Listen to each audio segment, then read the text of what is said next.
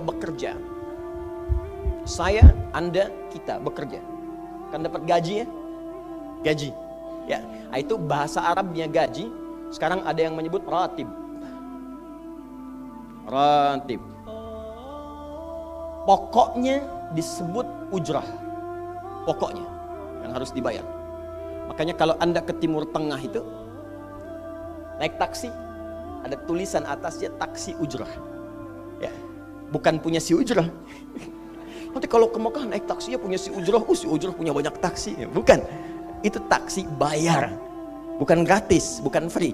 Jadi begitu Anda keluar menggunakan jasanya, bayar, berikan pokok dari jasa yang telah dia kerjakan. Perhatikan baik-baik.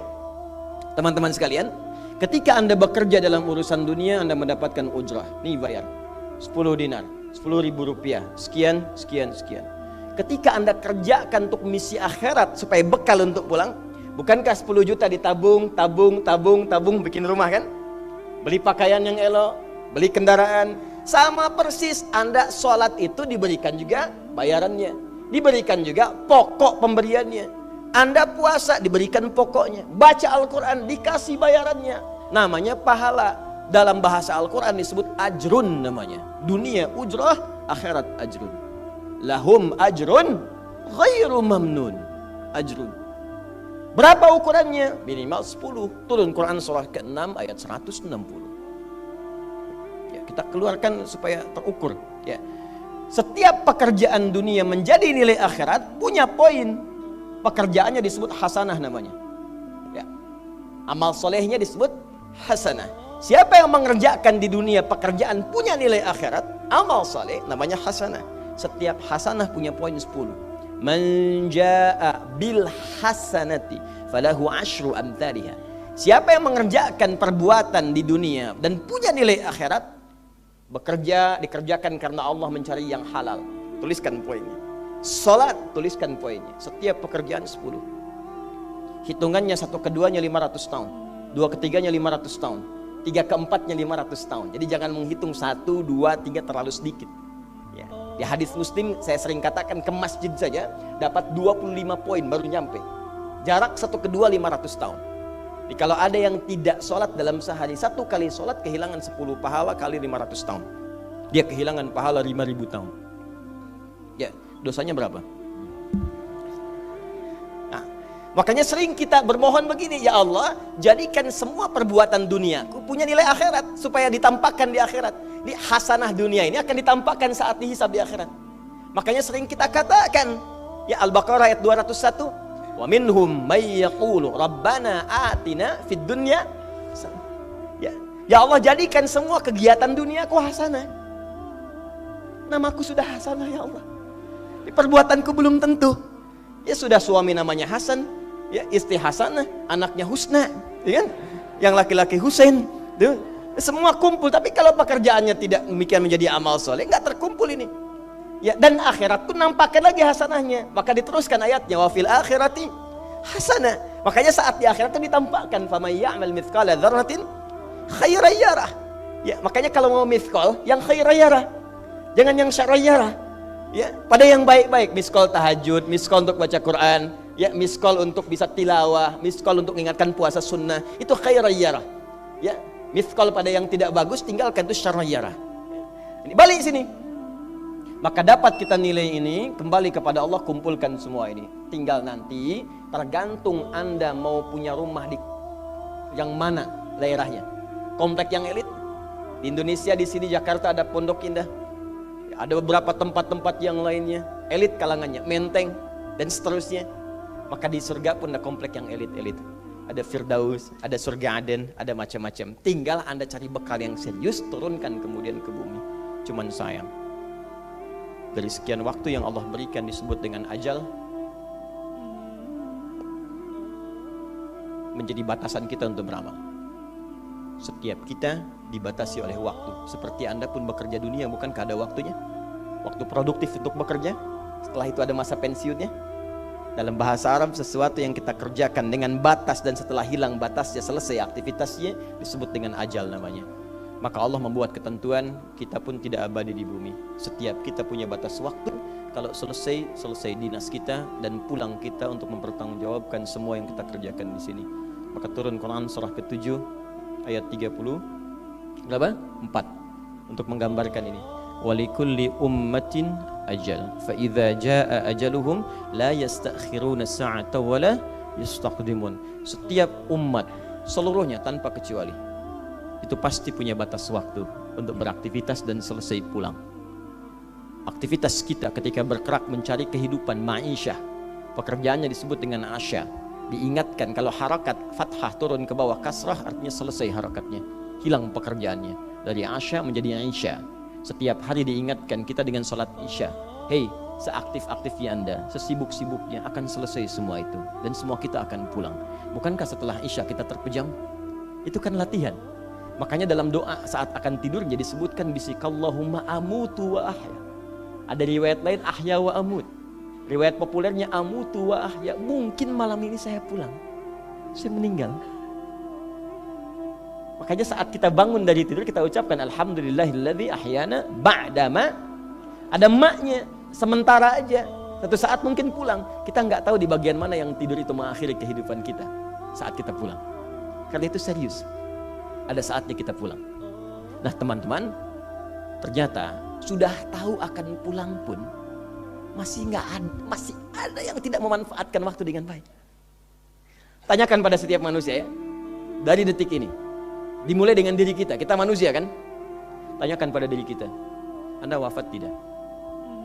Anda pulang tidak? Anda meninggal tidak? Kalau sadar pulang, maka cari bekal yang baik. Berarti Allah benar kan? Kata Allah setiap kita akan wafat. Kullu nafsin dha'iqatul maut. Setiap yang punya jiwa meninggal. Bahkan dikasih informasi jelas kok. Ya, yang bawa maut disebutkan namanya malakul maut. Quran surah 32 ayat ke-11. Qul yatawaffakum malakul mautil ladzi wukkila bikum. Disebutkan. Bayangkan ya, kurang jelas apa lagi? Disebutkan punya waktu namanya ajal, akan wafat disebutkan, yang bawa wafat kematiannya disebutkan malaikatnya. Cara wafatnya disebutkan, Quran surah 89 ayat 27 sampai 30. Ya ayyatuhan nafsul mutmainnah, itu yang tenang, yang dahsyat dipukulin malaikat juga ada. Ya, Quran surah 8 ayat 50 itu ada sambil dipukulin malaikat. Ya. Maaf teman-teman sekalian, ini sudah jelas semuanya. Jadi aneh manusia itu. Sudah tahu akan meninggal, tahu ada kenikmatan, ada siksaan, tahu ada surga, ada neraka, tahu ada kenikmatan kubur, ada siksa kubur. Kenapa masih main-main juga? Kenapa nggak dimanfaatkan? Dan dia tahu ada yang menyolatkan, ada yang disolatkan. Apa nggak sempat terfikir ketika Anda wafat siapa yang menyolatkan? Bukankah yang paling indah yang menyolatkan orang yang selama ini kita rawat? Anak yang pernah dikandung, diberikan ASI, dirawat-rawat. Anda menyiapkan apa gitu? Kita menyiapkan apa? Sayang-sayang investasi keluar banyak, ketika wafat gak bisa berlaku apapun. Bahkan ada yang sebelum wafat pun sudah dibuang dari keluarganya. Waliyadzubillah. Nah, sekarang dari sekian kegiatan aktivitas kita, berapa yang sudah punya nilai di mata Allah menjadi amal saleh? Sekarang kita ukur. Ya, sekarang kita ukur. Pelan-pelan sebentar ya. Ini rata-rata usia berapa tahun? Oh baik, 40 tahun ke atas ya. Ya. Walaupun atasnya mungkin agak banyak, atas gitu ya, bagian. Nggak apa-apa.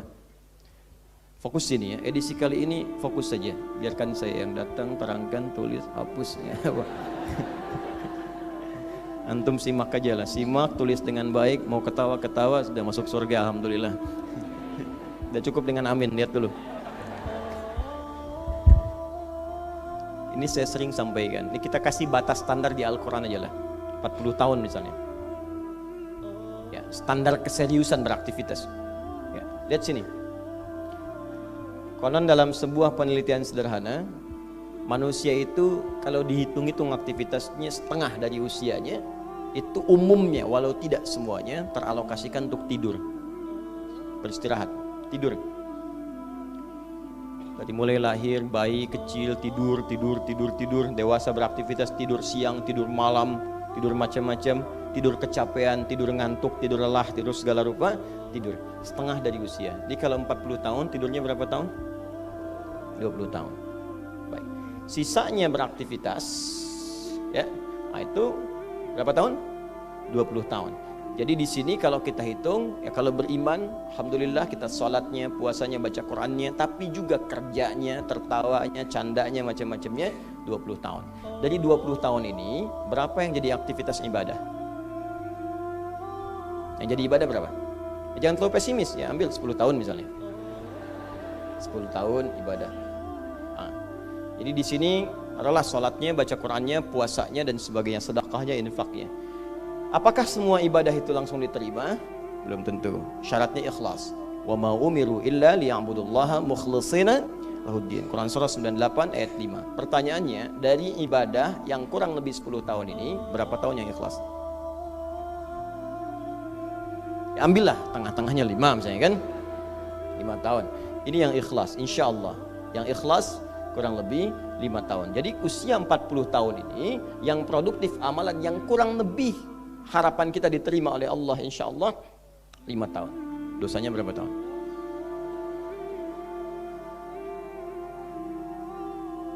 Dan masih bisa tertawa.